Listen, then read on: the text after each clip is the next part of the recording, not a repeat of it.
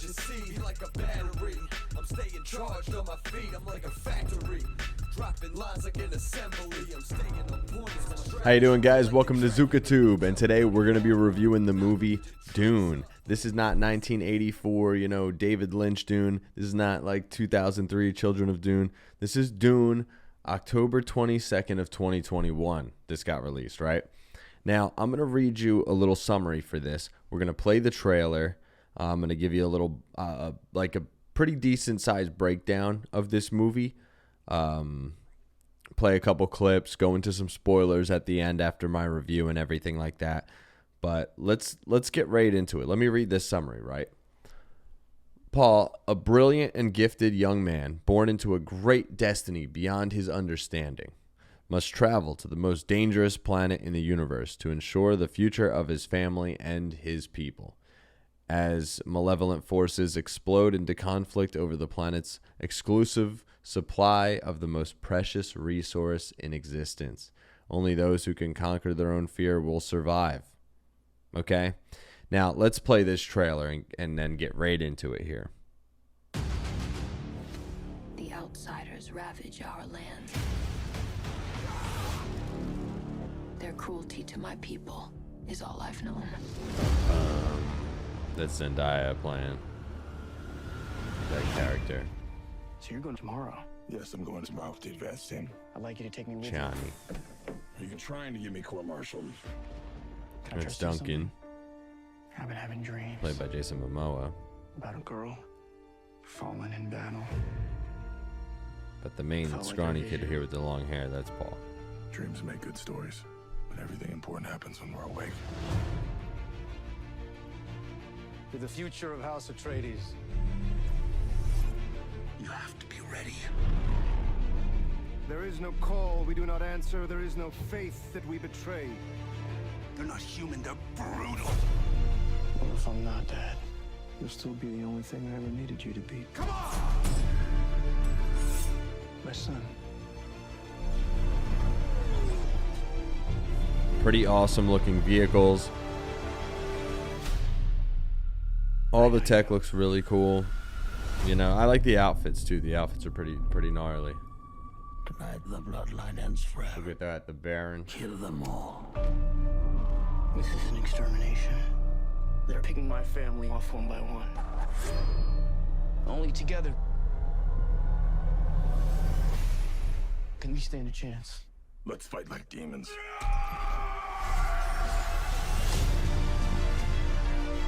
Now Jason Momoa's character is definitely like an MVP in this. Really crushes it. It's not safe for you here. I must not fear.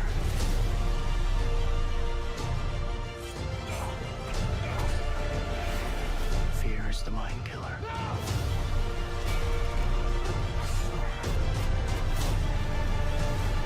When the fear is gone, only I will remain. Pretty awesome looking like warrior outfits and shit. The sandworms are pretty gnarly and stuff like that as well. I mean, it's This is only the beginning.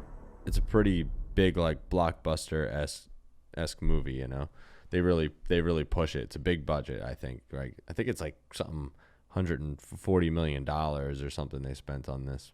But right now, this intros the story, right, with the farming of the spice, from a group called the Harkonnens or Harkonnens or however you want to say it, right, with a large army, and they show the natives trying to fight back, and that's where you see Chani, Zendaya's character, and all of them.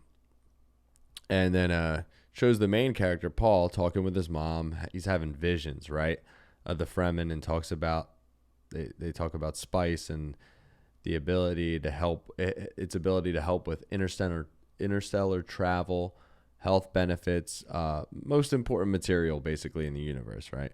The Emperor sends a messenger to alert the takeover of Arrakis, and the main character and his royal family are going to go there. And that's where they farm the spicy, right? And the main dude, Paul, meets up with his friend Duncan to talk about, like his dreams and warn him because they're all going there. And, they're going to meet the Fremen and stuff, and they're see what's going on and how this happens on the most dangerous planet basically in the universe. And I'm gonna show you a cool clip because there's a lot of cool like ships and stuff like I was saying. And while they're there and he's getting out of the ship, they're just having a little bit of banter, and there's just like little slight hints of comedy and laughter still in this here and there, although it's a very serious movie. And I like the bond that these two characters have. So let me just play this. Listen, dreams make good stories, but everything important happens when we're awake. Because that's when we make things happen. Hey, you. Put on some muscle? I did? No. Hey. See you in Arrakis, my boy. Yeah, so like stuff like that, like little subtle things is funny, right? I enjoy it. And Paul tries to get his dad to let him go to Arrakis early, obviously, because he's nervous. He sees dreams of Duncan dying and stuff like that. And the father warns of political danger from the Emperor because he's basically setting the stages for war. They know that they're not going to stay at Arrakis and take over and all that and help there to, have a very high success rate. They're not. It's not going to go well, and they have a feeling. And his father, the house, they have power in the air and the sea and stuff like that, but not the desert. And that spice is what everybody is going after. So if they can, by chance, do well, that'll be great, right? And his father's house has obviously decided they're going there in a few days, right? So they seem to have a really good relationship, and Paul trains very hard and stuff like that. They have like a tough love relationship too with the trainer, Gurney. So I'm going to play a little clip, and he's played by Josh Brolin, and they show them fighting and the way their shield system works, and that's all really cool. So here, check that out. Guess I'm not in the mood today. Mood? The What's mood. to do with it? You fight when the necessity arises, no matter the mood. Now fight! Yeah, they're going in. Come on!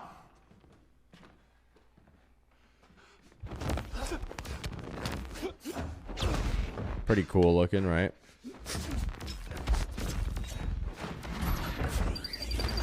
I have you. Aye. But look down, my lord. You're to join me in death. I see you Joined him in death.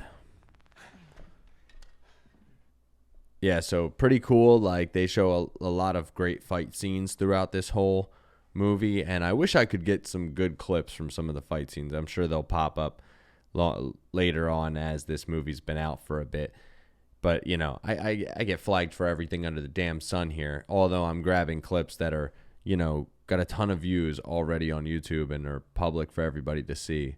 So, and a lot of these like trailers and everything are posted by the companies along with a lot of these clips. So I really don't get it. But either way, let's move on, right? So Paul gets warned of the power of the Harkonnens, right? Obviously they're savages and all this stuff. And the Reverend Mother is sent by the Emperor and calls Paul to test him and puts him in like a death trap. And he resists, passes the test, the whole deal. And apparently only women usually are bred with the abilities he has. So there's a chance like he could be some kind of chosen one. He overhears this. And his mom's secretly working with this lady and the Emperor and stuff like that. And they're trying to basically breed a person able to break space and time. And they show up in Arrakis, and the natives there, the Fremen, are chanting about Messiah and everything like that because they see Paul. And man, it's pretty gnarly because the place is like a futuristic ancient Egypt looking type of thing, and it's really cool. And Paul takes his time to watch some videos about the giant sandworms there and about the place, and then Paul catches a potential assassin, and the Baron of the Harkonnens are going to secretly, prey on the Duke and his people now that they've got to Arrakis. And the Duke is Paul's father, right? And they're working with the Reverend Mother, apparently. So there's a big kind of secret uprising that's about to happen. Everything's kind of a setup. and things are about to get really crazy as Paul is also finding out more about like how deep his responsibility goes and how important everything he's learning about himself and why they're there and what's there is, because he's having all these crazy visions and it's very complicated. There's a lot to go into, and I can really dive into it forever and talk, but I'm trying to give you a loose kind of breakdown here. But either way, before I get into any of the conflict and any of the future stuff here, because that'll be more, I feel like, spoilers, let me just give you my overall review for this movie. I enjoyed it. I thought it was pretty good. It's slower, but, you know, it's a long movie. So there's a lot of great scenes, a lot of big action scenes, a lot of really big, epic stuff.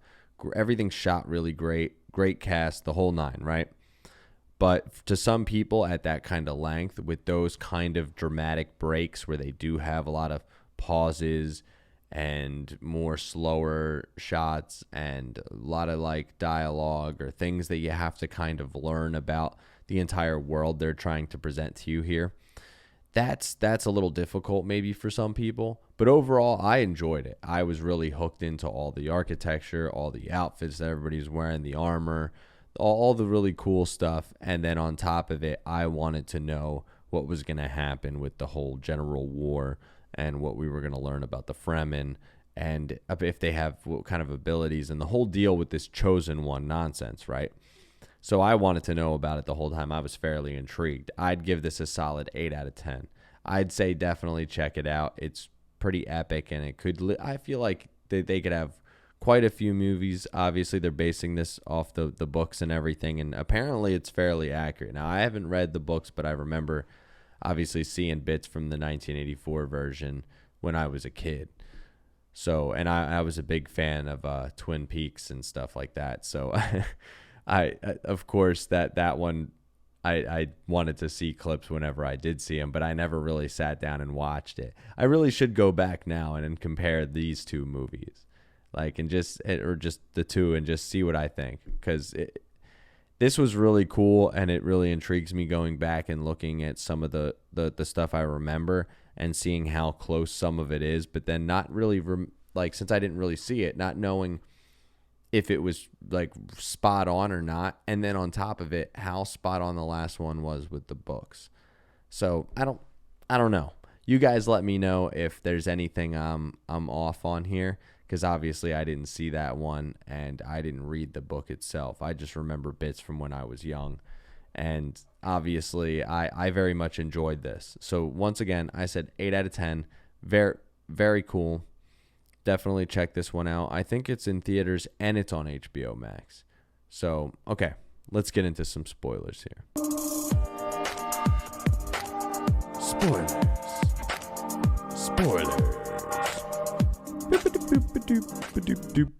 Okay, right? Now, Paul catches a potential assassin and everything like that, and you find out about the Baron and the Reverend Mother and all that. And the Duke tries to make a deal with the Fremen, and it'll take some time. They're not really having it.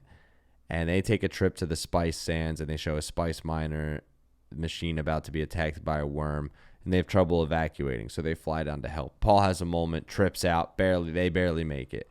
Had another vision, keeps seeing a woman played by Zendaya, her character, and they're about to kiss, and she stabs him in the vision. And then the night comes, and they're all under attack. Shit is going down now.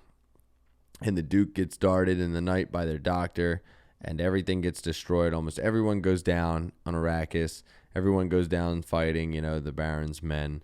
The Doc made a deal with the Baron to save his wife, and helps the Duke try to at least go out with a bang, and gives him a little tooth toxin bomb thing, right?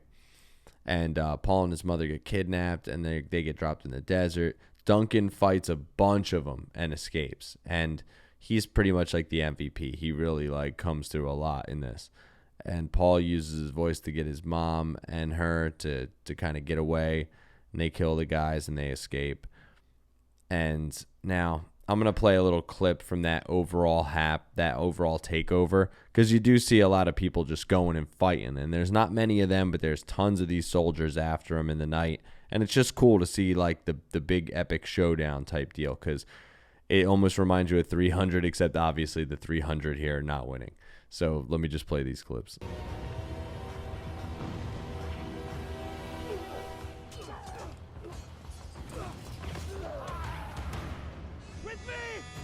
Brolin, crushing it. Like, look at them all. They're just like fresh out of bed, like, let's do this. Screw these guys.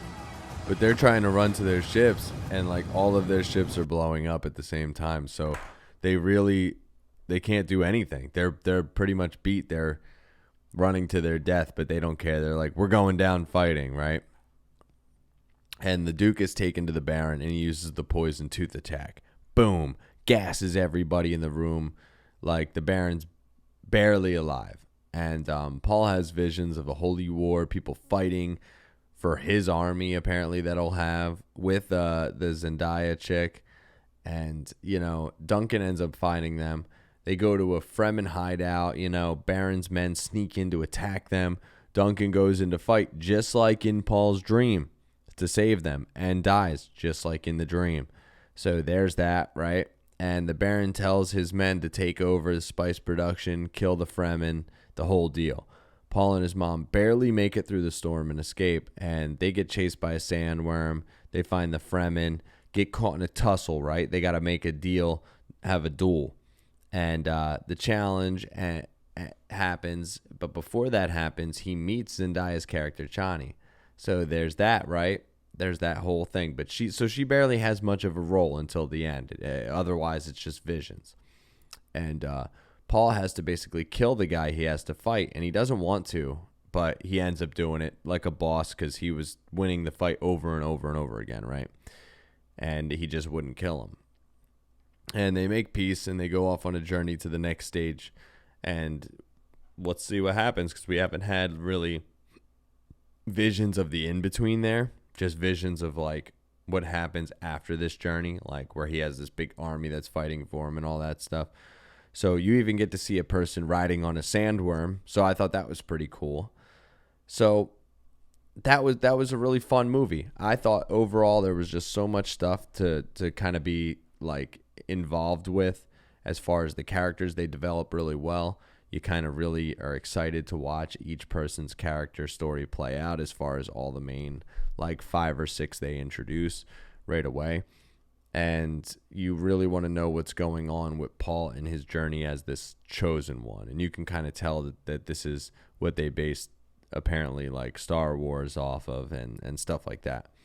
It's very cool. It's got a really fun feel to it. The whole world is fun. All the technology, like I said, is really cool. All the ships, all the buildings. And I just really want to see where it goes from here. Again, like 8 out of 10. Definitely check this one out. Dune on HBO Max and in theaters. ZukaTube out. Lines like an assembly. I'm staying on point. It's my strategy. Feel like they tracking me.